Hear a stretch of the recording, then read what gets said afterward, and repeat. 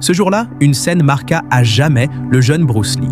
Le grand frère venait de lancer un coup de poing millimétré, une pichenette explosive. Un coup si rapide, si puissant, que même Bruce, pourtant plein d'assurance, en resta sans voix. Ce coup, c'était le fameux coup de poing d'un pouce. Il n'en croyait pas ses yeux. Un peu plus tôt, gonflé de confiance, Bruce s'était rendu au gymnase prêt à appliquer une technique que son oncle Shao lui avait transmise. Il pensait pouvoir écraser Blair en un instant, mais voilà.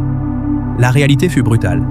Bruce commit une erreur, à peine perceptible, et la sanction tomba. Un direct net, précis, qui le projeta au sol, battu, humilié. Encore. Le soir venu, il pédala seul, sans dire un mot, jusqu'au parc. Dégoûté, vidé, mais incapable d'abandonner. Ce moment de solitude, son père l'observa de loin. Touché par la détermination silencieuse de son fils, Lee Hai-kan prit une décision. Il allait l'emmener voir le seul homme capable de le transformer, le maître légendaire, Yip Man.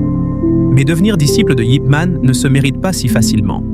Pour prouver sa volonté, Bruce devait courir 10 km jusqu'au dojo. Pas une course ordinaire, une épreuve. Le soleil tapait, la soif lui brûlait la gorge, ses jambes tremblaient. Mais il ne s'arrêta pas. Il courut, sans jamais regarder en arrière, jusqu'à la porte du dojo.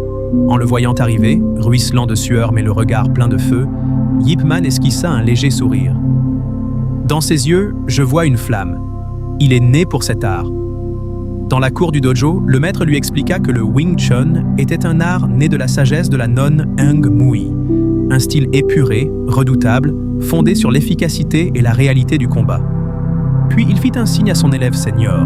« Montre-lui ». Le disciple s'approcha calmement, posa sa main sur une planche de bois, et bam!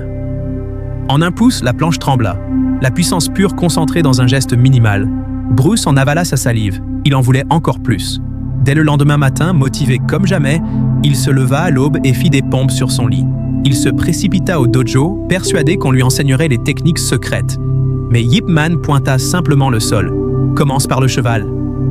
Le cheval? Le Ma-Bu. La posture de base.